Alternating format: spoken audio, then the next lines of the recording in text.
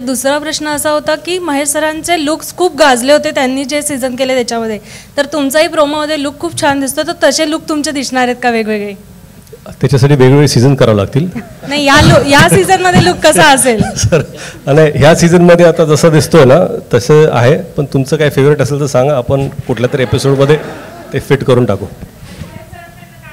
आता हा शो झाल्यानंतर महेश सरांना फोन करणार आहे मी, काहीतरी टिप्स द्या म्हणून. हॅलो, नमस्कार. Hello, hello, good evening. नमस्कार Ritesh ji. Hello ma'am, how you?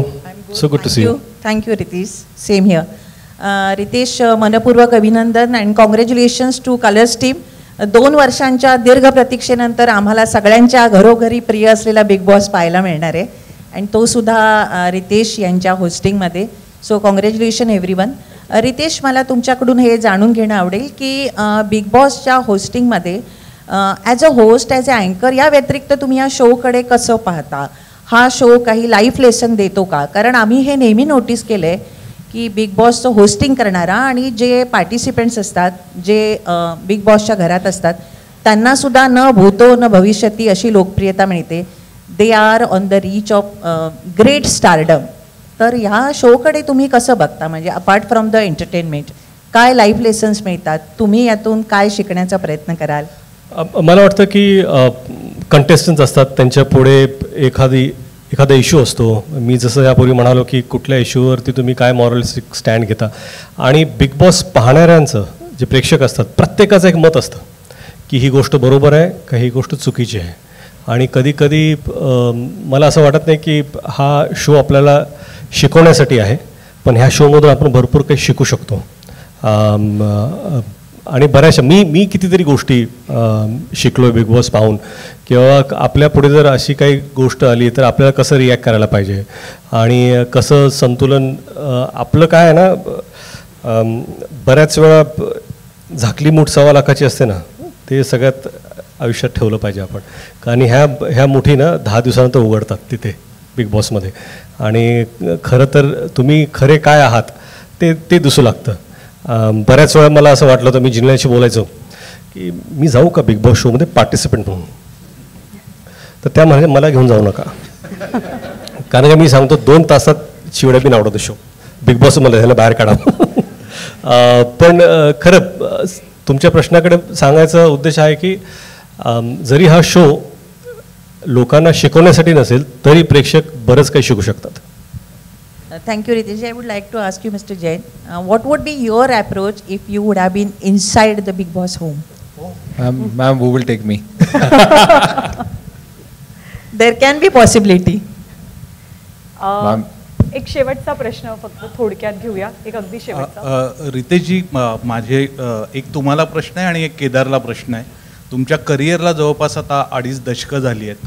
खूप मोठं सक्सेसही तुम्ही मिळवलं आहेत, आणि हा जगातल्या मोठ्या प्लॅटफॉर्म तुम्ही आता हा जो कार्यक्रम आहे तो होस्ट करताय, तर या अचिव्हमेंटकडे तुम्ही कसं बघता?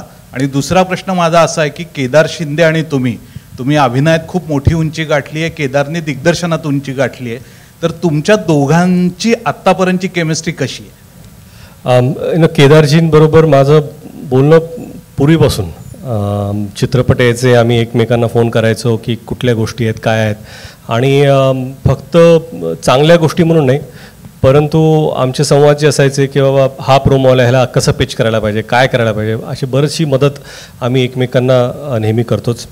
आणि खरं म्हणजे आपण जसं म्हणाल, मला जवळपास 21-22 वर्ष झाली आता मी काम करतो आहे, आणि मला चित्रपटात काम करायचं नव्हतं कधीच. एक संधी मिळाली, त्याला मी होकार दिला, आणि आज 22 वर्ष झाली. आणि कसं आहे की a boy in a candy store तसं कार्यक्रम आहे माझा. आणि काय सांगू, म्हणजे देवाने अपेक्षापेक्षा आणि लायकीपेक्षा जास्त दिले मला, तर देवाचे आभार. केदार, तुझा अनुभव सांग.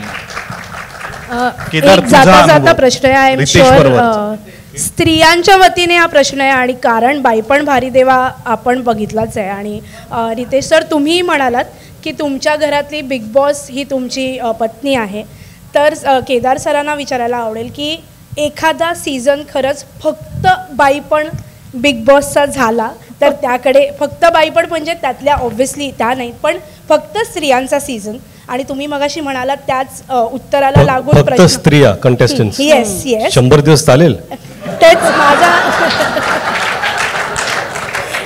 आणि तुम्ही मगाशी जे जिनेलियांबद्दल म्हणालात की त्या जर आत गेल्या ॲज अ कंटेस्टंट तर 2 तासात बाहेर येतील पण समजा तुमच्या बिग बॉसच्या घरात गेल्याच तर एक अशी कोणती गोष्ट आहे त्या बदलतील म्हणजे येतील ती पुढची गोष्ट पण त्या घरात बदलूनच बाहेर येतील मला आधी बाईपणचं आणि मग त्यांना कंटिन्यू मला तुम्हाला बाईपणचा एखादा म्हणजे स्त्रियांचा फक्त मी 2004 साली अगोबाई अरेजच्या केला आणि 2024 साली 23 साली मी बाईपण भारी देवा केला मी 2024 साली पहिल्यांदा बिग बॉस करतोय आपण थोडे दिवस थांबूया ना मला जरा एक्सपिरियन्स घेऊन देत मला आवडेल सगळ्या बायकांना आतमध्ये टाकायला पण मला माहित नाही मलाच दिग्दर्शन करावं लागेल त्याचं वेगळं पण आता नको बोलूया आता आपण या बिग बॉस बद्दल आणि या रितेश भाऊंबद्दल बोलू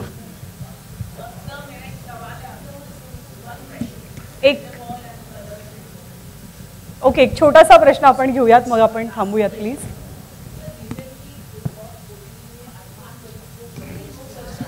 आपण आज मराठी माझी एक छोटी रिक्वेस्ट आहे एक छोटीशी रिक्वेस्ट आहे आज आपण मराठी बिग बॉस बद्दल बोलतोय आजचं स्टेज रितेश देशमुख यांच्यासाठीचं आहे तर आपण छान हा सोहळा सगळेजण बाकी कुठलाही विषय इथे न आणता एन्जॉय करूया एक अगदी छोटासा प्रश्न केदार सर तुम्हाला मला विचारायचं की महाराष्ट्र हा एक असा प्लॅटफॉर्म आहे जिथे आपली मराठी माणसं अदर दॅन मराठी इतर भाषांमधलं पण कॉन्टेंट खूप पाहतात तर अशा वेळेला बिग बॉसचा फॉर्मॅट खास मराठी प्रेक्षकांसाठी आणताना काही वेगळं चॅलेंज जाणवतं का म्हणजे आय थिंक अलोक सर पण काही ऍड करू शकले तर हा प्रश्न असा उलटा पण आहे की मराठी आणि महाराष्ट्र एकमेव आहे जिथे मराठी माणूस हिंदी सिनेमा आणि हिंदी सिरियल्स पण बघतो बरोबर त्यामुळे आपण जेव्हा जेव्हा बघतो तेव्हा तेव्हा त्या सगळ्या गोष्टी ज्या सुरू असतात त्या आपल्याकडे पण व्हाव्यात असं आपल्याला नेहमीच वाटतं मराठी बिग बॉस मधली गंमत अशी आहे की एका पातळीच्या पुढे जाऊन कुठल्याच गोष्टी होत नाहीत आणि आपल्याला सगळ्यांना माहिती आहेत म्हणजे हिंदीमध्ये वेगळ्या पद्धतीने ते सादर होत असेल पण मराठीमध्ये ते वेगळ्या पद्धतीने सादर होतं आजही कुठेतरी संस्कारांचा एक पार्ट आपल्या सगळ्या मराठी कलाकारांवर किंवा मराठी लोकांवर तो त्याचा पगडा जास्त आहे पण तरीही या वेळेचं घर हे अत्यंत वेगळं असेल कारण 28 तारखेला बघूया thank you Alok sir, would you like to add something on this? Kedar bhai has added it. See, while yes, there is a market where in Marathi market, a lot of people speak Hindi as well and understand, but still there is a huge scope of because Maharashtra is a big state. There are a lot of dialects, a lot of culture pieces, and there's an opportunity for us to go make the show go to deeper areas in Maharashtra. So I think that's the attempt which we are making with the show.